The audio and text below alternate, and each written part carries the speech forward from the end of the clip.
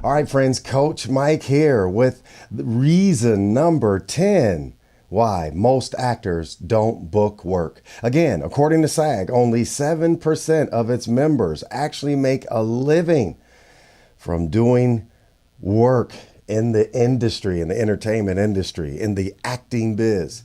Okay, I've seen figures that say 5% and 3%. All right, number 10, lack of overall self-confidence. Now, I wish I had more time on this confidence subject. I don't. We're going to follow up on this. I'm going to give you everything you need. You keep following me. You keep watching me. I'm going to give you everything you need until I take my last breath. Okay, I'm totally dedicated to this. So let's do it. Number 10, lack of overall self-confidence. All right, here's what happens. Actors believe, see, that they're not confident people. See, you've been taught this. You think you're not confident. Actually, I don't think I've ever met a person that could walk and talk. Okay, let's just to be safe. A person that's upwards of 15 years old and beyond. That's not confident. You are confident, otherwise you couldn't even function. Think about it. Everything you've been taught or self-taught, and you've done it year after year after year, according to some experts, over 10,000 times. And some things it doesn't even take that. You're a master at it. Think about it. Would you say you're pretty confident brushing your teeth? And someone taught you, right? Flossing your teeth. Would you say you're pretty confident riding a bike? Would you say you're a pretty confident walker? That you could walk from here to there. You can walk a mile in someone else's shoes and your own shoes, right? Would you say you're pretty confident pouring yourself a glass of milk without it spilling over the sides? But the first few times you tried it, when mommy, daddy said, okay, time to give you your first pour, right? And it spilled all over the side. You're pretty perfect, right, at doing that. Would you say you're pretty confident right now?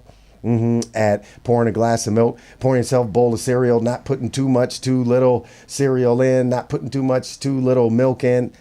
Think about it, friends. You are oozing with confidence, right? All it is there's some things that are new to you, just like all those things I just mentioned, and you may not have felt confident then in those areas, right? But as far as being overall a self-confident person, you are. Otherwise, you couldn't function. Now, I'm probably going to get a bunch of like hate email quotes on this. And I'm going to get some, troll messages and stuff because people fight with this. They fight. Ugh. They don't want to believe that they're already confident. They want to think something's missing, Well, it is something missing. Whatever new lesson that's upon you, new thing you want to try that you haven't learned yet. And that's totally normal. But you don't run around calling yourself that I'm not a real confident person. That's not true, man. If you weren't confident, you could not function. You couldn't go to the bank and cash a check if you weren't confident. I mean, I could just go on and on with this. If you shave, first few times you shave, maybe you didn't do so well. Now you're an expert at shaving. So would you say I'm confident at shaving? I don't have time to run the list. But there's a gazillion and one things. You would have to say that I'm oozing with confidence. All it is when I try something new, when I don't know what I'm doing, it's new to me, you haven't built up the confidence in those areas. But please don't say you're not a confident person. Now, there are some people that I'm still studying this word confidence. I'm actually studying super confidence. That's really what I'm studying because confidence is easy. Right? Many things you've learned since you've been born. You've learned how to master those things. Basically, your pores are oozing with confidence. But there are some people that are born with something called super confidence. Now, this is different.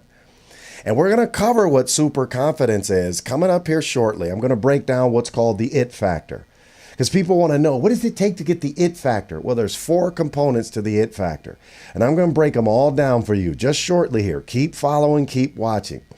Because you wonder, what is that special thing that some people have? What is it about them? And they can't quite put their finger on it. I even Googled it last year, trying to figure out what are the components of the it factor? Don't give me different actors, because that's not going to tell me. I need specifics, right? I need to zero in on what these 4 key factors are. Couldn't find it. I Googled it. I searched Yahoo and Bing and Google, and I just couldn't seem to find it.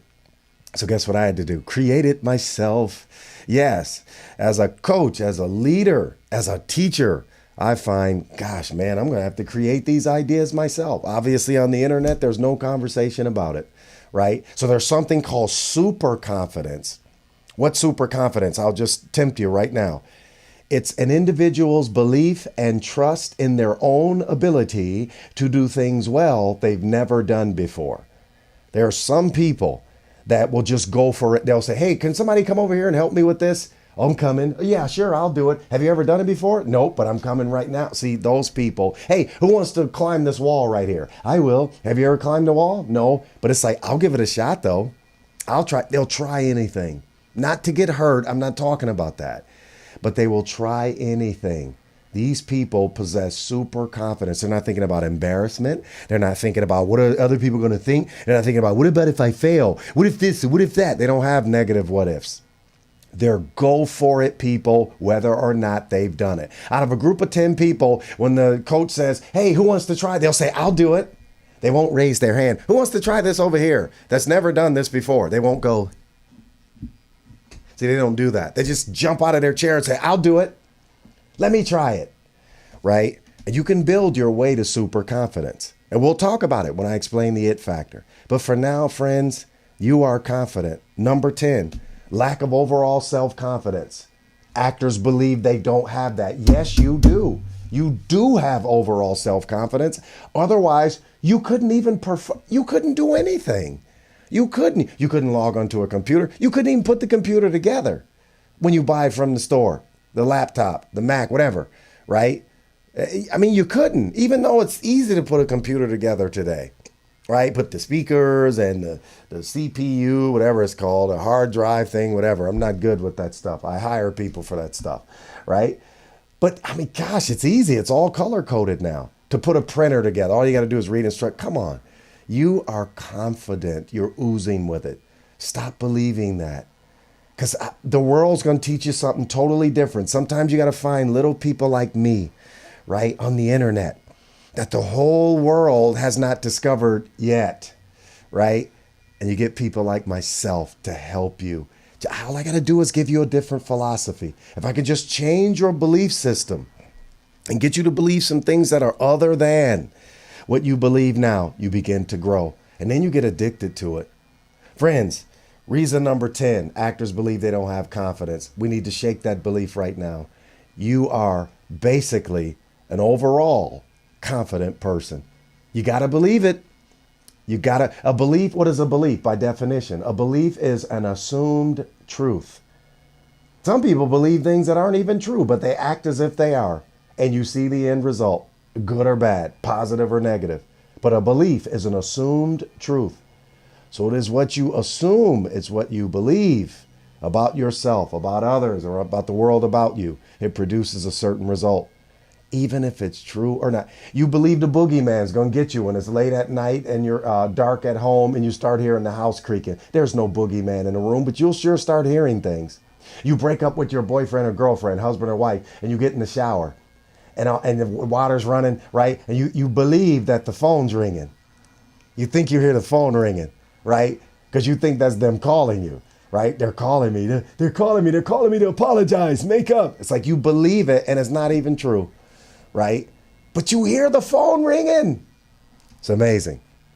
Friends, listen. These are the 10 reasons why actors don't book work, right? Number 1, lifestyle is out of alignment with their goals as an actor. Procrastination, fear of taking risks, poor thought life, cynicism, desperate for the approval and the acceptance of others, comparing